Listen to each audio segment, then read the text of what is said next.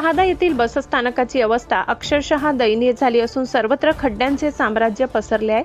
अवघ्या 3-4 महिन्यात पावसाळा सुरू होणार असताना प्रशासन मात्र अजूनही ढिम्म असल्याचे चित्र दिसत आहे। बसस्थानकाच्या परिसरात मोठमोठे खड्डे पडले असून त्यामुळे प्रवाशांना जीव मुठीत धरून वावरावे लागत आहे।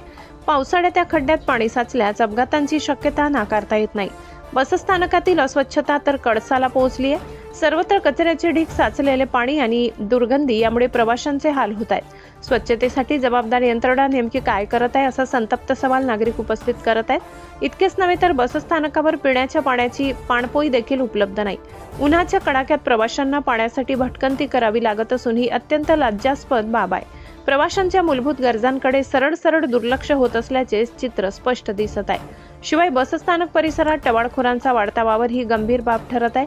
त्यामुळे महिला व ज्येष्ठ नागरिकांना असुरक्षिततेची भावना निर्माण झाली आहे। सुरक्षा यंत्रणा कुठे गायब झाली आहे असा सवाल उपस्थित होत आहे। पावसाळ्यापूर्वीच रस्त्यांची डागडुजी, स्वच्छतेची मोहीम, पिण्याच्या पाण्याची व्यवस्था आणि सुरक्षा वाढविण्याची तातडीची गरज आहे। अन्यथा प्रशासनाच्या निष्क्रियतेचा फटका सामान्य प्रवाशांना बसत राहील यात शंका नाही।